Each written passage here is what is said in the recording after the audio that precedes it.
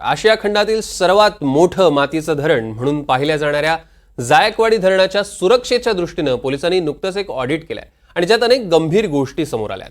हाच अहवाल NDTV मराठीच्या हाती लागलाय आणि त्यामुळे जायकवाडी धरणाची सुरक्षा खरंच वाऱ्यावर आहे का याचा ग्राउंड रियालिटी चेक करण्यासाठी NDTV मराठीची टीम पोहोचली थेट जायकवाडी धरणावर।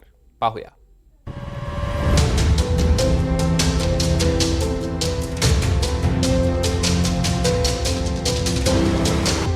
काही दिवसांपूर्वी जायकवाडी धरणावर ड्रोन फिरल्याची बाब समोर आली होती आणि त्यानंतर संबंधित प्रशासनाने पोलिसांकडे तक्रार देखील केली होती।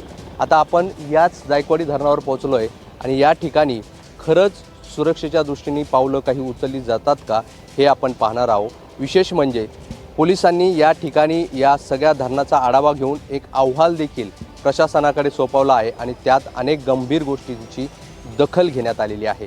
नेमकं धरण प्रशासनची सुरक्षा कशी आहे आणि या पोलिसांनी दिलेल्या अहवालात ज्या बाबी आहे त्या किती गंभीर आहे हे दाखवण्याचा प्रयत्न NDTV तुम्हाला या ग्राउंड रियालिटी चेकच्या माध्यमातून दाखवणार आहे। तर चला पाहूया जायकवाडी धरणाची सुरक्षा कशी आहे आणि याच जायकवाडी धरणाच्या सुरक्षेचा पंचनामा NDTV करणार आहे। चला माझ्यासोबत।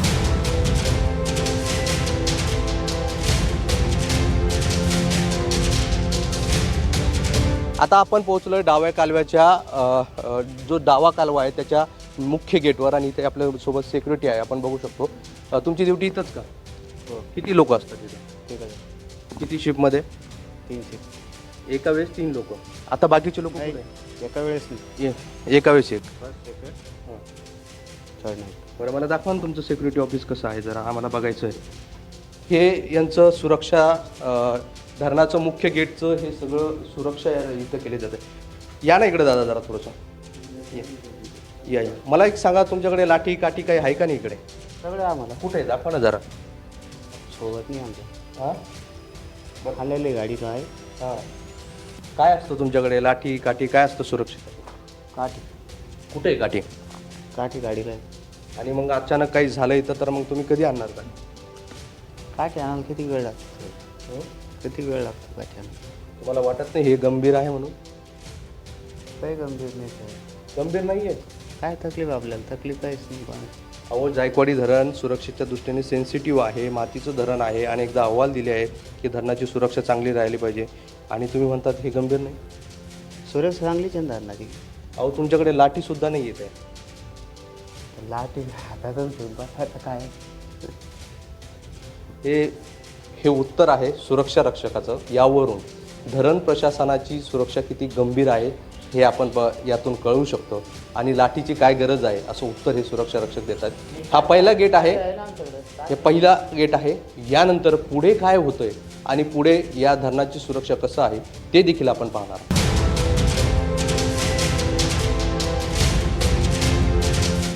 धरणावर आल्यावर पहिली चौकी आपण बघितली आणि ही धरणाची भिंत आहे। याच्या पलीकडे आपण जर बघितलं तर आपल्याला धरणातलं पाणी दिसेल आणि हे धरणाचं मोठी जी मातीची भीत आहे ही भीत आहे। पण आपण बघू शकतो की या धरणावर कुणालाही कसं ॲक्सेस मिळतं। अक्षरशः शेळ्या या ठिकाणी या धरणाच्या भिंतीवर चालत आहेत आणि इथे उभं असलेले सुरक्षा रक्षक कोणतीही विचारणा करत नाही, विचारपूस करत नाही आणि उघडपणे या धरणाच्या गेटवर कुणालाही किती सोपं ॲक्सेस आहे आपण हे कळू शकतो। आपल्यासोबत त्यांनी पाहिजेच असलं तर आतमध्ये। हो। बरं, तुम्हाला कोणी विचारत नाही का की तुम्ही इथं कसं चाललं आहेत धरणाचे काही? नाही, कोण नाही बोलत ना। बरं, किती वर्षापासून असं सगळं सुरू आहे? हे झाले आता 20-35 वर्ष झाले।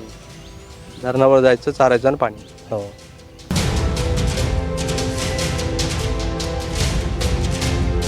जायकवाडी धरणावर आल्यावर जेव्हा आपण अधिकाऱ्यांशी चर्चा करतो तर ऑफ द रेकॉर्ड बोलताना अधिकारी अनेकदा असं सहज म्हणून जातात की जायकवाडी धरणावर साधं फटाकाही तुम्हाला फोडू शकताय, म्हणजे फोडता येणार नाही, कारण हे धरण सेन्सिटिव्ह आहे। पक्षी अभयारण्य या ठिकाणी आहे। याच धरणाची हे व्हिज्युअल तुम्ही बघू शकता। जायकवाडी धरणात सहज कुणाला तरी उतरता यावं, जी जनावरं आहे ते चरण्यासाठी नेण्यात यावं यासाठी इथं जो गेट होता तो तुटलेला आहे आणि तो गेट पुन्हा कधी लावण्यातच आला नाही। हे काटे आहेत, हे झुडपं बाजू केलं की आपल्याला सहज या धरणात कुणालाही कधीही उतरता येतं।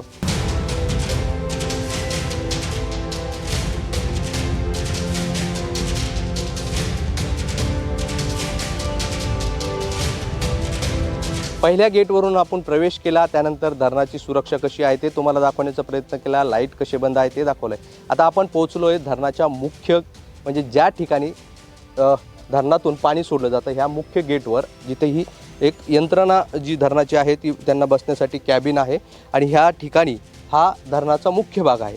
आता या ठिकाणी काय परिस्थिती आपण बघूया. या ठिकाणी 2 सुरक्षा रक्षक आपल्याला पाहायला मिळत आहेत आणि हे जिथून पाणी सोडलं जातं हे सगळ्यात सिरियस गोष्ट आहे, कारण इथून पाणी सोडलं जातं आणि इथली सुरक्षा खूप महत्त्वाची आहे. या पोलिसांच्या हातात जो काय काय तुमच्याकडे मला सुरक्षा. लाठी लाठी, हां ड्रेस, हां. दुसरं काय? बरं ही लाठी दाखवा ना मला. ही असली लाठी आहे बघा, ही लाठी बघा. अरे दाखवू द्या महाराष्ट्राला. ह्या लाठीतून हे सुरक्षा रक्षक या जायकवाडी धरणाची सुरक्षा करणार आहे. त्या जायकवाडी धरणाची जो जायकवाडी धरणं आशिया खंडातील सर्वात मोठं मातीचं धरण समजलं जात आहे. सिक्युरिटी आहे इथे. CCTV कॅमेरे पण दिसत आहेत, पण ते बंद दिसत आहेत कारण त्यावर सगळं हे दिसतंय. CCTV कॅमेरे सुरू आहे का बंद आहे? ते आपलं म्हणजे असं काही सांगता येणार नाही. कंट्रोल हे पोलीस स्टेशनला असल्यामुळे आम्हाला सांगता येणार नाही फिक्स म्हणजे की बंद आहे का चालू आहे. बरं, हे सुरक्षा रक्षक आहे ते त्यांचं काम करतायत, त्यांना बाकी गोष्टींची माहिती नाही. आता आणखी तुम्हाला एक धक्कादायक गोष्ट सांगणार आहे.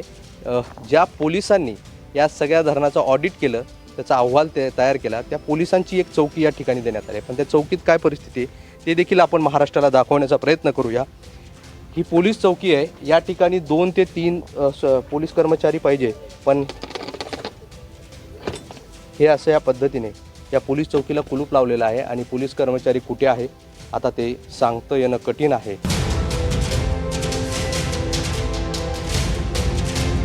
पोलिसांनी जो अहवाल दिला आहे आणि त्यानंतर ही सगळी बाब NDTVने तुमच्या समोर आणलेली आहे.